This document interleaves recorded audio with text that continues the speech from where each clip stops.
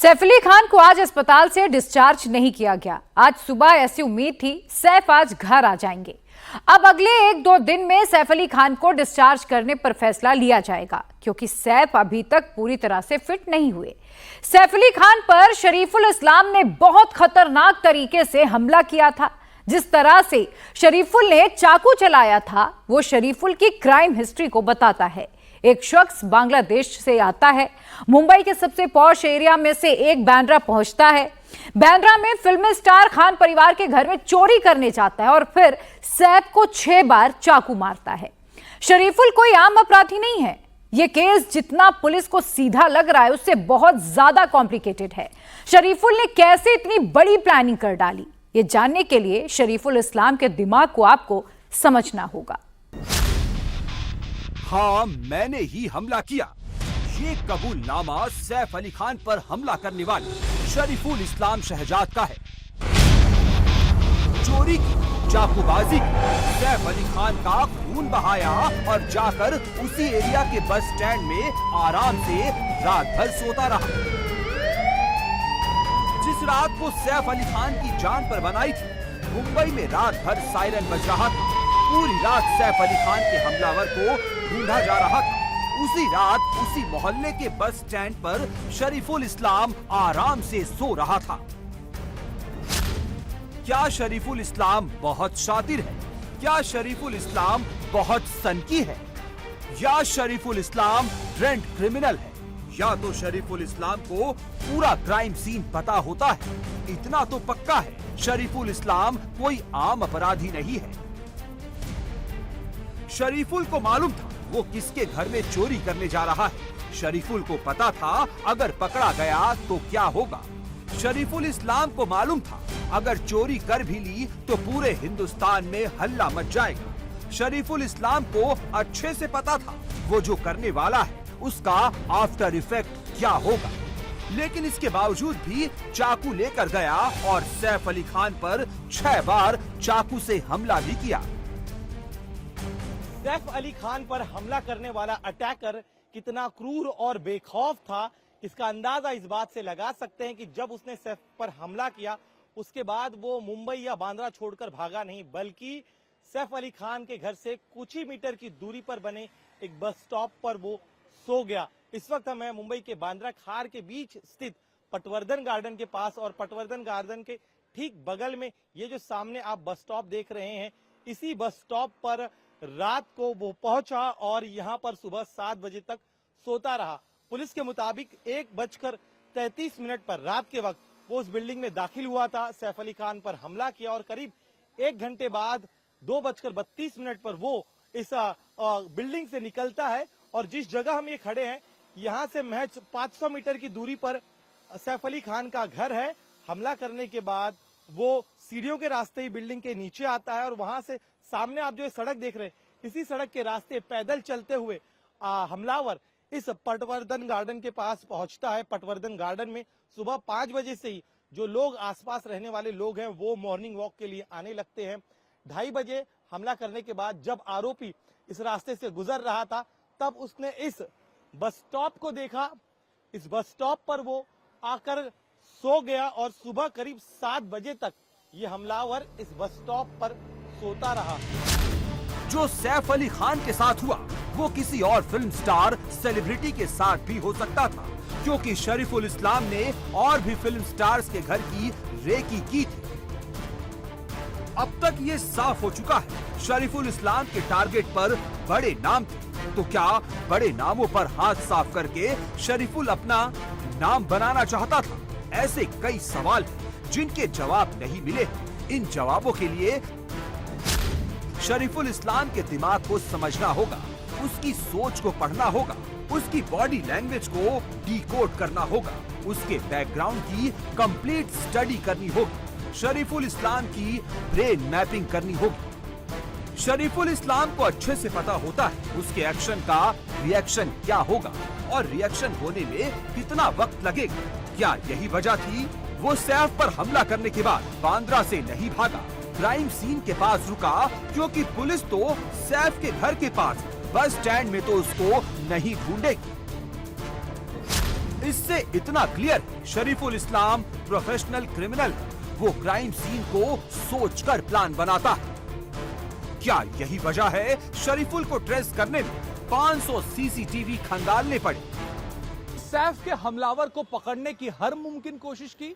किसी भी केस में किसी भी आरोपी को पकड़ने के लिए पुलिस जो भी तरीके अपनाती है वो तरीके अपना रही थी, लेकिन पुलिस को कामयाबी हाथ लगी मुंबई के चप्पे चप्पे पर लगे सीसीटीवी कैमरों की वजह से। अमूमन क्रिमिनल केसेस में पुलिस वारदात की जगह पर जो सीसीटीवी कैमरे होते हैं और वारदात के दिन के जो सीसीटीवी फुटेज होते हैं वो चेक करती है, लेकिन इस मामले में पुलिस ने वारदात से पहले के 15 दिन के सीसीटीवी फुटेज चेक किए, साथ ही वारदात के बाद के 2 दिन के भी सीसीटीवी फुटेज चेक किए। ऐसे ही एक सीसीटीवी फुटेज में इस शख्स को देखा गया जिसके बाद इस केस पर से पर्दा हटा। इन सीसीटीवी फुटेज देखने के लिए मुंबई पुलिस की 40 पुलिस थानों की टीम लगी थी। साथ साथ क्राइम ब्रांच की 12 यूनिट के भी पुलिसकर्मी इन सीसीटीवी फुटेजेस को खंगाल रहे थे। 500 से ज्यादा कैमरों के सीसीटीवी फुटेज देखे गए और यही वजह थी कि 9 जनवरी के एक सीसीटीवी फुटेज में यह शख्स बाइक से जाता दिखा। उस बाइक का रजिस्ट्रेशन नंबर जब पुलिस के हाथ लगा तब इस केस की कड़ियां खुलनी शुरू हुई। शरीफुल इस्लाम को पता था पुलिस उसको ढूंढेगी। आखिर वो सैफ अली खान पर हमला करके भागा है। पुलिस उसको सिर्फ चोरी का केस मान रही थी, लेकिन शरीफुल के लिए ये टास्क था। इसलिए उसने पुलिस को चकमा देने के लिए सीसीटीवी को चकमा देना शुरू किया। मामले में सबसे बड़ा सवाल ये उठता है कि शरीफुल इस्लाम का अगर ये मुंबई में पहला केस है और उसने पहली बार मुंबई में लूट का प्लान बनाया, तो ऐसे में उसने सीसीटीवी वाले एंगल को सीरियसली क्यों लिया और वो सीधा रेलवे स्टेशन जाकर भागा क्यों नहीं? जब हमने इस मामले पर तहकीकात की और इस बात की और ज़्यादा पड़ताल की तो हमें एक बड़ी लीड मिली जिसने शरीफुल इस्लाम के बारे में एक बड़ा खुलासा किया। अब यहीं पर एक और सवाल खड़ा होता है, अगर शरीफुल इस्लाम का ये पहला केस है, मुंबई में ये पहली लूट का प्लान था, तो उसने सीसीटीवी वाले एंगल को इतना सीरियस क्यों लिया? रेलवे स्टेशन जाकर भागा क्यों नहीं? हमने इस सवाल की तहकीकात की तो एक बड़ी लीड मिली जिसने शरीफुल इस्लाम के बारे में बड़ा खुलासा किया। शरीफुल इस्लाम मुंबई में एक पब में काम करता था। ऐसा पब जहां पर मुंबई के रईस आते हैं, बड़ी बड़ी कार, बड़े बड़े पैसों वाले। यहाँ पर शरीफुल ने बड़ा हाथ मारने की कोशिश की थी। शरीफुल विजय दास बनकर हाउसकीपिंग की टीम में काम कर रहा था। इस दौरान उसने एक कस्टमर की डायमंड रिंग चुरा ली। कस्टमर ने चोरी की शिकायत मैनेजर से की। जब सीसीटीवी फुटेज खंगाला गया तो पता चला चोरी शरीफुल ने की थी, जिसके बाद शरीफुल को पब की नौकरी से निकाल दिया गया। लेकिन पब की बदनामी ना हो इसलिए पुलिस कंप्लेंट फाइल नहीं की गई। यहीं से शरीफुल इतना समझ गया, चोरी करनी है तो सीसीटीवी से बचना होगा। क्या इसलिए शरीफुल इस्लाम सैफ अली खान के घर में गमछा बांध कर आया था? उसने 6ठे फ्लोर में लगे सीसीटीवी को देखा भी था। जैसे उसको पता था अगर कोई पकड़ सकता है तो वो यही कैमरा है। शरीफुल इस्लाम जब सैफ अली खान के घर में घुसा था तो वो 10वीं मंजिल तक सीढ़ी से गया। उसे पहले से ही मालूम था कि यहाँ से ऊपर जाने के लिए क्या करना है, सैफ के घर के अंदर कैसे घुसना है। 11वीं मंजिल पर जाने के लिए शरीफुल ने फायर डक्ट के पास बने पाइप का इस्तेमाल किया और फिर बाथरूम की टूटी हुई खिड़की से वो घर के अंदर घुस गया। अब यहाँ एक बात समझिए, अगर हम एक मंजिल की ऊंचाई 10 फीट मान लेते हैं, 10 फ्लोर मतलब 100 फीट की ऊंचाई। 100 फीट की ऊंचाई पर शरीफुल पाइप पर चढ़ता है। शरीफुल ने इतना रिस्क क्यों लिया? इतना रिस्क कोई आम आदमी नहीं ले सकता। एक और सवाल जिसकी सबसे ज्यादा चर्चा है कि दुबला पतला आदमी सैफ अली खान पर कैसे भारी पड़ सकता है। जब हमने इसकी तहकीकात शुरू की तो हमें पता चला कि पाइप पर चढ़ना, कूदना, ऐसे काम वो अपने बचपन और जवानी के दिनों में कर चुका है। शरीफुल दुबला पतला है, वो इसका फायदा उठाता है। शरीफुल इस्लाम शहजाद बांग्लादेश में ट्रेंड स्पोर्ट्समैन रह चुका है। बांग्लादेश में ही शरीफुल इस्लाम कुश्ती का खिलाड़ी था। यही वजह है कि शरीफुल सैफ अली खान पर भारी पड़ा। जितनी फुर्ती वो कुश्ती के मैदान पर दिखाता था, उतनी ही फुर्ती के साथ उसने सैफ पर चाकू से 6 वार कर डाले। शरीफुल बहुत शातिर किस्म का अपराधी और शरीफुल जैसे अपराधी के माइंडसेट को समझना मुंबई पुलिस के लिए बड़ा चैलेंज बन गया है। शरीफुल के माइंडसेट को समझने के लिए उसके मोटिव को समझना बहुत जरूरी है। जब हमने मोटिव की तलाश की तो हमें पता चला बांग्लादेशी शरीफुल भारत का पहचान पत्र बनवाना चाहता है और इसके लिए उसे पैसों की जरूरत थी। पहले वो सिर्फ इंडियन आईडी के लिए चोरी करना चाहता था, लेकिन बाद में उसने सोचा कि अगर चोरी करके ज्यादा पैसे मिले तो फिर वो बांग्लादेश लौट जाएगा। यही वजह है कि शरीफुल बांद्रा में बड़े बड़े फिल्म स्टार्स और सेलिब्रिटी के घर की रेकी कर रहा था और फिर उसने सैफ अली खान के घर को टारगेट पर लिया था।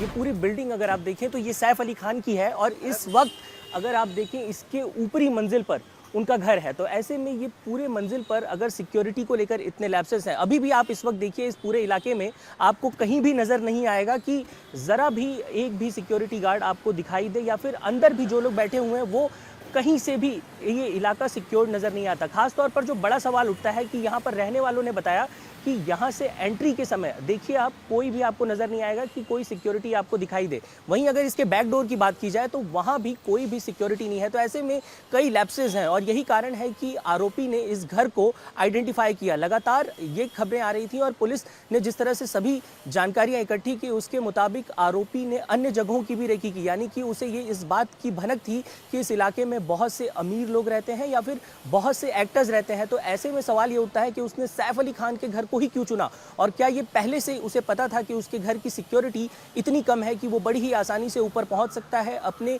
मंसूबों को अंजाम दे सकता है और उसके बाद वहां से निकल सकता है।